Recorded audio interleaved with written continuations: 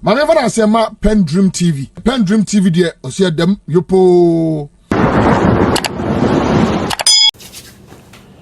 Ebusiafo John Dramani Mahama is still on the quest say or the nominees and as ministerial positions eba bontin as of now update I will say out of the 60 ministers so far Mahama timi edi 42 aba na ade baako asem baako na ekoso social media ni online say John Dramani Mahama promise your man say ni administration we obema emma positions bebre dodo na ni governance we mo na amafo argue say so far 42 na abani na ohwemu almost 30 something and a member about 7 of them and a emma na according to amafo no ratio no e wo form na me pese Felix Kwakye the spokesperson for John Dramani Mahama no Eddie some enchichiremu bi about that particular in some social media ni online ni baby ano enti odi enchichiremu bi aba mpese me boma wona also of course we are updated and I say also ne ekoso se ne be ya obi kasa asem no baby kra unso be hu se ne obe explain ni ama afa na aha PENDREAM TV as usual no ye best say obe subscribe to the channel na face me notification bell no so no send be ya anytime you content no be betum bia no e be ma notification e wo inbox no nicely na wonso wabeka ebusua no kra now of course ebusua share this particular video na entime enko akire ma afoforo ensa entime enkabi na yanko ni yekoti Mr. Felix Kwakye ebra odisa explanations with any other important informations via of course, or the to from the office of the president, President has made some 42 ministerial nominations so far. He said he will do a maximum of 60 ministers. When should we expect to get the rest of the 18 positions left to be announced? Well, ideally, the president has to consult substantive ministers before appointing deputy minister. So it stands to reason that the ministers he has nominated will be vested and approved and inducted into office before the president can engage them on discussions about who to nominate as deputy minister. So I think it is fairly reasonable to expect that the deputy ministerial list will come out sometime after. It is also entirely possible that the president may engage in consultations with them even as they remain nominees so that it can be fast-tracked. But give and take, by the time that person is over and the minister takes office, we should have the deputy ministerial list. Right. Now, let's look at regional balance and ethnicity. The minority, for example, has raised concerns about a lack of regional balance in his appointments. Now, what is your official response from the president regarding this issue? Well, I do not know the basis upon which the minority makes the claim of a lack of regional balance, because I was saying that these nations are fairly balanced. If you look at the total, I have one minister, Ashanti has 2, Bono has 1, Bono East has 2, Central Region has 2, Eastern Region has 2, Greater Accra has 2, Northeast has 1, Northern Region has 2, OT has 1, Savannah has 1, Upper East 1, Upper West 1, Water has 3 nominees, Western Region has 2, and Western North has 1. This is fairly balanced. I do not believe that the argument is that all regions might have an equal number of people in chapter before you can achieve the balance. I think balance also has to do with proportionality. You look at the size of the population and compare to the number of speakers we have, and you find that it is fairly proportional. And in that regard, I do not believe that an argument that there has not been regional balance in these populations can stand true to it. Right. We're seeing agitations already over some, youth in some areas who are not happy with the lack of inclusion of their indigents in the list. For example, if you go to Bole Bamboy today, earlier in the hours of today, the youth took to the street burning ties over the president's failure to add their MP to the list of cabinet ministers. What's the reaction to that?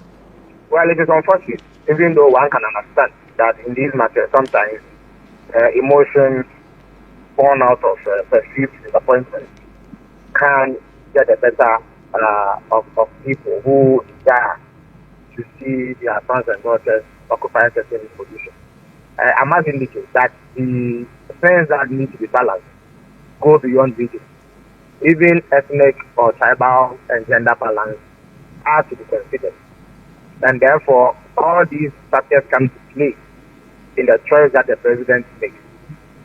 We also have to bear in mind that the president made a firm commitment, a justifiable commitment, to reduce the government to reduce the size of government, the size of government, bearing in mind what had happened under the previous government, where the need to appoint ministers or the power to appoint ministers was abused to open the floodgate for any and everybody to become a minister at the expense of the public press, at the expense of the taxpayer. President Mahama is keen to avoid that. So naturally, there's going to be a limitation of space for people who want to get to the government. And therefore, it is always going to be the case that some may get the opportunity to serve while some may not have a similar opportunity. But all said and done, I think that the Bole constituents is perhaps overlooking the fact that the president himself comes from there. They have actually landed the ultimate guidance. The biggest position there is in government is occupied by their son in the shape of President John Dramani Mahama.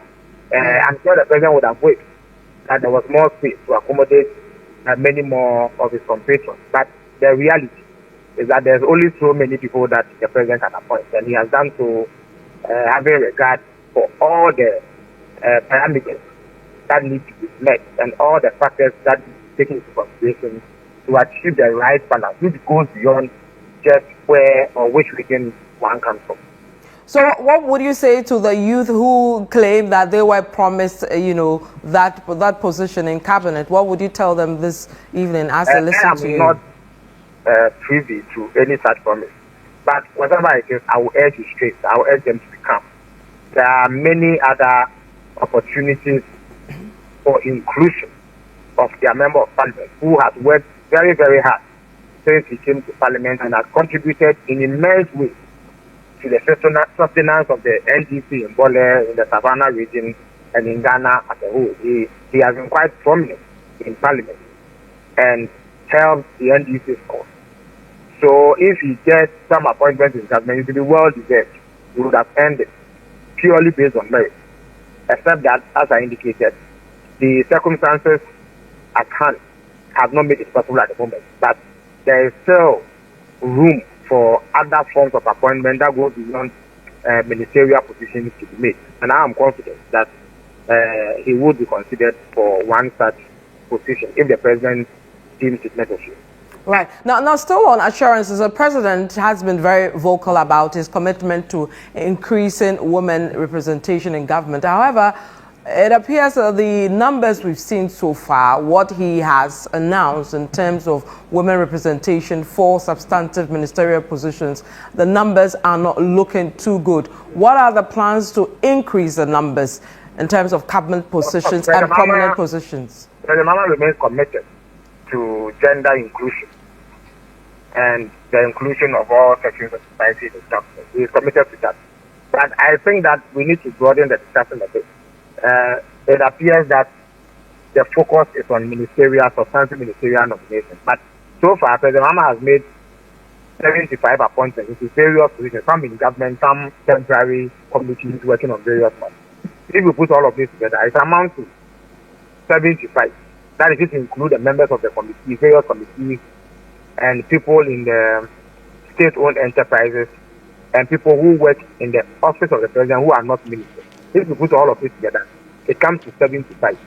20 out of these, which represent 27%, are women, and 55, representing 73%, are men. Now, bear in mind also that President Mahama actually promised that 30% of appointees in the government, and government goes beyond ministers, would be women. In fact, if you drill down further and did deeper analysis, you will find that in the office of the president, for instance, out of 16 appointments that have been made, 7 of them are women, which represents 44%, and 9 of them are men, which represents 56%. If you come to the state-owned enterprise, where 9 appointments have been made so far, 3 of them are women, representing 33%, and 6 of them are men. If we take the Constitution Review Commission, for instance, 8 people were appointed to the committee. 3 of them are women, 5 of them are men. So if you put all of it together, it shows a certain commitment towards achieving the objective of having a significant number of women in government. So far, if you put everything together, we are 20%, which is not too far away from the target that President Mahama set. I'm confident that by the time that the 18 deputy ministerial slots are filled, we would move much closer to the figure that we have currently, even though we appreciate the concerns that are being raised.